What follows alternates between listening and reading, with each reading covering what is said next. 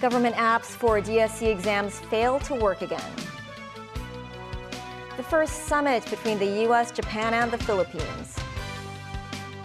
Beijing says Japan should look at its aggressive past after Fumio Kishida's speech in Washington.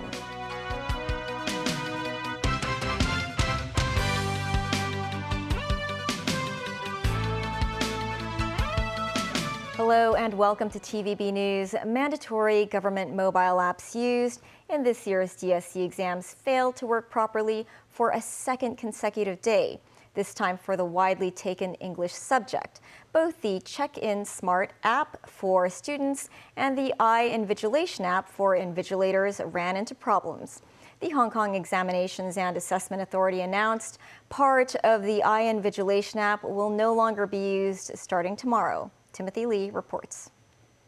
The English exams and the Diploma of Secondary Education exams, or DSEs, for 47,000 students started at 8:30 on Friday morning. But many students found the Check-in Smart app did not work, just like on Thursday. This student said the digital platform failed for a long time, and he reported his attendance in person. This student said he initially managed to access the app, but then lost his internet connection and had to rely on his teacher's help. The Hong Kong Examinations and Assessment Authority, or HKEAA, also instructed relevant exam sites to update the iInvigilation app on designated mobile phones in advance. But many such locations noted the app remained unusable. The vice principal of the Tonghua Group of Hospitals, Kwok Yat Wai College, said the digital platforms seem to struggle to handle all the examinees' data. He added staff had to resort to paper version alternatives. Similar problems occurred during Thursday's Chinese exams, with the HKEAA saying that the mobile app's ability to handle examinee data failed to live up to expectations. A lawmaker criticized the digital platforms, saying that such malfunctions could affect the performance of students. Tong Fei, a former headmaster, said it's understandable people will be frustrated with the faulty app. He stressed that staff members manually recording the attendance for those whose app didn't work would disturb other examinees. The legislator hopes the HKEAA will resolve the problem as soon as possible. Timothy Lee, TVB News. The two-day-long Digital Economy Summit kicked off today at the Convention and Exhibition Center. The CEO of Cyberport hailed the event as a milestone for the city to further integrate into the worldwide digital economy. I think embracing digital technology is crucial for driving the growth of our strategic industries and inject new quality productive forces into digital economy. And forefront technologies such as fintech, AI, blockchain, and Web3 now is transforming the trades and industries, enhancing efficiency for higher economic output. Overseas, U.S. President Joe Biden met with leaders from Japan and the Philippines at the White House Thursday for an inaugural Trilateral Summit. This as a U.S. aircraft carrier strike group led by the USS Theodore Roosevelt held a three-day joint exercise with its allies, Japan and South Korea, in the East China Sea. The dueling military and diplomatic maneuvers are meant to strengthen the partners' solidarity. Tracy Furness has more. Speaking at the White House Thursday with Japanese Prime Minister Fumio Kishida and Philippine President Ferdinand Marcos Jr., U.S. President Joe Biden stressed Washington's defense commitment to the two Pacific allies. And I want to be clear, the United States defense commitments to Japan and to the Philippines are ironclad. They're ironclad. As I've said before, any attack on Philippine aircraft, vessels, or armed forces in the South China Sea would invoke our Mutual Defense Treaty. Marcos and Kishida met with Biden to show they are in lockstep about countering China's so-called military assertiveness. Today's summit is an opportunity to define the future that we want and how we intend to achieve it together. 危機に直面する中、Kishida said, in the midst of compound crisis faced by the global community, multi-layered cooperation between the allies and like-minded countries is essential if we are to maintain and bolster a free and open international order based on the rule of law. The leaders announced their coast guards will be holding a joint patrol in the Indo-Pacific this year, a follow-up on law enforcement drills carried out last year by the allies in waters near the disputed South China Sea. The summit comes a day after Biden held one-on-one talks with Kishida and invited the Japanese premier to a glitzy state dinner at the White House. US officials reportedly said the summit was a forceful reaction to China's conduct. Beijing had said China's maneuvers in the East China Sea and the South China Sea are in line with international laws. Twisting the facts would damage China's sovereignty as well as threaten regional security. Tracy Furness, TVB News. Japanese Prime Minister Fumio Kishida impressed American politicians with a speech in English at Congress earlier in the day. He spoke to lawmakers about the virtues of shared values and ideals while touching on a perceived threat from China and Russia. In Beijing, the Foreign Ministry said Japan should reflect on its history of aggression and stop hyping up security threat. David Garrett reports. Mr. Speaker, the Prime Minister of Japan. After a state dinner with Joe Biden the night before, Fumio Kishida received a warm welcome to the Congress floor. Many US lawmakers want to see him and be seen with him, as Washington is keen to cultivate relationships in Asia. Kishida was greeted by Kamala Harris and the House Speaker, Mike Johnson.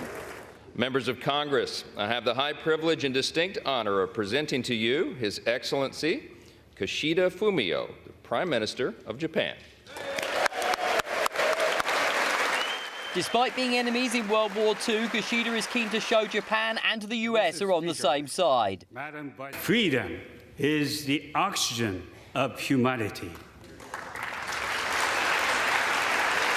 The world needs the United States to continue playing this pivotal role in the affairs of nations. Defense of freedom, democracy, and the rule of law is the national interest of Japan. The Japanese people are fully committed to these values. I do not want to leave our children in a society where human rights were suppressed. Kishida touched on security fears in Asia and said Japan stands shoulder to shoulder with the US. Japan has transformed its national security strategy. Uncertainty about the future stability of the Indo-Pacific region caused us to change our policies and our very mindset. He pointed out Japanese astronauts in the balcony with the nations planning moon landings together. Thank you, gentlemen. There were standing ovations again and again for Kishida as he painted a picture of the two countries' partnership in the future. Global partners for the future. We are your global partner today, and we will be your global partner in the years ahead. Not everyone was impressed. There were a few hardline Republicans in the room who notably did not stand to applaud. They follow the America First principle and think, like Donald Trump, America should get less involved in global affairs. David Garrett, TVB News. Some large U.S. airlines and some of their unions are asking the Biden administration to stop approving any more flights between the United States and China because of what they call anti-competitive policies that China imposes on U.S. carriers. The airlines and unions said that China closed its markets to U.S. carriers at the outbreak of the COVID-19 pandemic and imposed rules that still affect American operations and airline crews. A letter sent to Secretary of State Antony Blinken and Transportation Secretary Pete Buttigieg called for a policy protecting the U.S. aviation industry. The letter was signed by the CEO of the Airlines for America trade group, as well as pilot groups. The U.S. increased the number of round trips for Chinese airlines from 35 to 50 per week, after Chinese aviation authorities promised to seek an increase in flights by U.S. carriers. Airdrops have been parachuted into Gaza, but they were shortly followed by heavy black blast smoke as the Israel-Hamas war continues. These aerial drops have been one of the few ways to get food and medicine to Palestinians as Israel's forces regroup for an incursion into Rafah. Last week, 7 aid workers from World Central Kitchen were killed in an Israeli strike described as a grave error.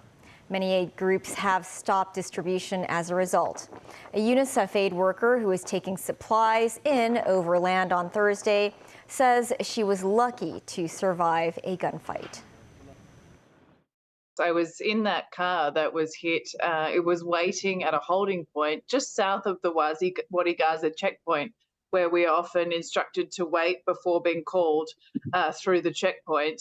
We were waiting there as instructed, and gunfire broke out in the vicinity. It seemed to be coming from the direction of the checkpoint towards civilians, who then turned and fled from the checkpoint. Luckily, myself and my colleagues, we were all safe, but this just underscores how dangerous it is for humanitarian aid workers in Gaza at the moment. Still ahead. Former Chief Secretary Henry Tang says the waste charging scheme will disturb residents. After Wednesday's deadly fire, residents want to get their belongings from the building. The controversial former American football superstar O.J. Simpson dies.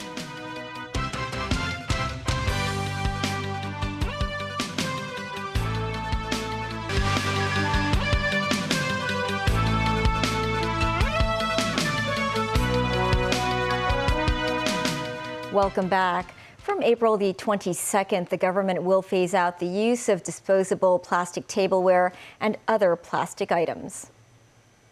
From that date, Hong Kong will have to act plastic-free. Restaurants cannot offer dine-in customers disposable cups and plastic food containers, while shops are not allowed to provide or sell items such as plastic straws, knives, and forks. The Environmental Protection Department said they had visited 20,000 small and medium-sized restaurants, and 20% of them have abandoned the use of disposable tableware. The department said a 6-month adaptation period will be given for implementation.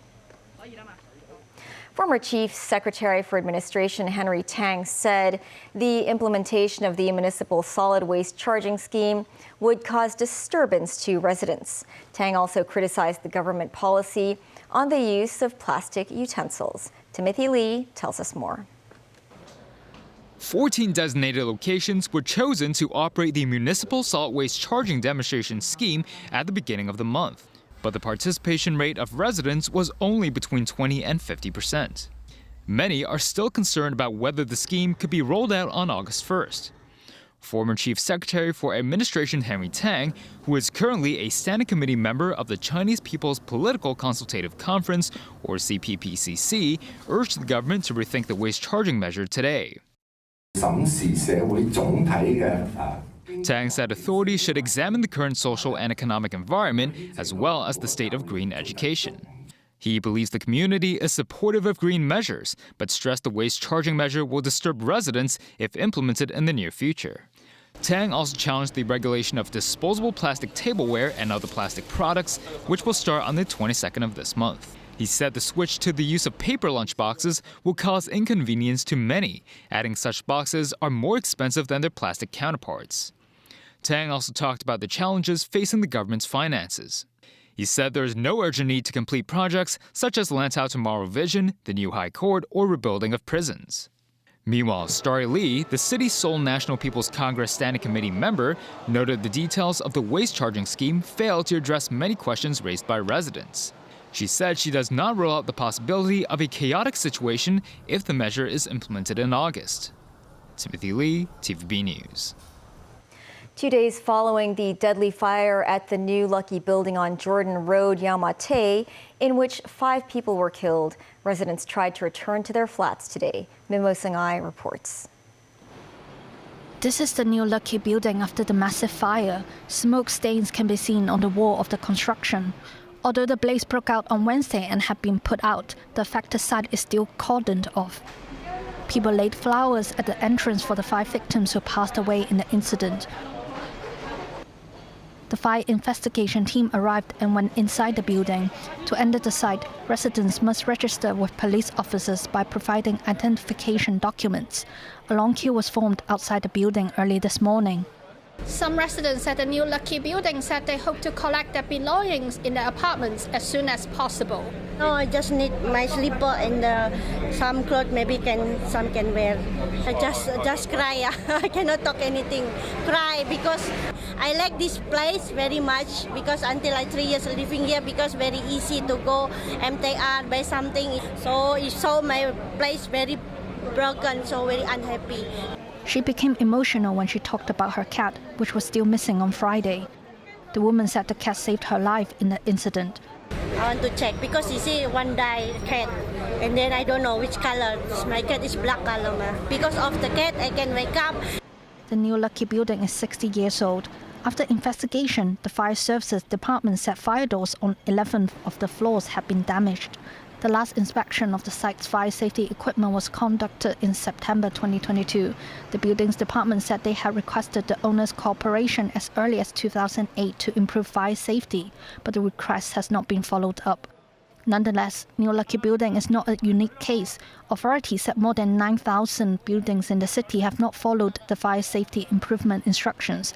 About 20% are in the Yau Tien Mong district. News 9, TVB News. Lawmakers raised concerns about the taxi industry's proposed fare increase today. The sector proposed a $5 increase on flagfall for urban taxis, which would see the starting fare rise to $32. The sector also called for a $4.50 rise for New Territory taxis and a $6 increase for Lantau Island taxis. At the Legislative Council today, some lawmakers said bad service is one of the reasons for the declining use of taxis in the city. Transport Commissioner Angela Lee said the authorities will consider the public's opinions. In the United States, former American football superstar O.J. Simpson died from cancer Thursday at the age of 76. Overshadowing his achievements was a 1994 trial where he was found not guilty of the murder of his ex-wife. NBC has more. The trial of the century and the death today of the man at its center, O.J. Simpson, brings back the long legacy of a trial that concluded nearly 30 years ago. We, the jury, in the above entitled action, find the defendant, Orenthal James Simpson, not guilty of the crime of murder. That not guilty verdict in the brutal murders of his former wife and mother of his 2 children, Nicole Brown Simpson, and her friend, Ronald Goldman, reverberated around the country. Met by outrage by many who believed he was guilty and that there was a mountain of evidence that proved it. This prosecution team didn't lose today. I deeply believe that this country lost today. Justice was not served. While many in Black America cheered what they saw as justice, so often denied in their community, finally done. The nation had been captivated just 5 days after the murders on a Friday night when 95 million TV viewers watched as Simpson in a white Bronco, driven by a former teammate, led officers on an hours-long low-speed chase, reportedly holding a gun to his own head. He has been charged with 2 counts of homicide. Finally, he surrendered to police. Within months, Simpson went to trial, which was broadcast daily. Much of the public following each day's testimony, judging the evidence in the 8-month trial for themselves. Now that I did not, could not, and would not have committed this crime. The trial highlighted many of the fractures in the country's legal system, bringing together celebrity, race, and the power of money. The defense team, dubbed the Dream Team, was made up of super lawyers who were able to both undermine the state's scientific evidence. All right, would you show that to the jury, Mr. Simpson, and that man? While also capturing the jury's attention with their mastery of courtroom theatrics. If it doesn't fit, you must acquit.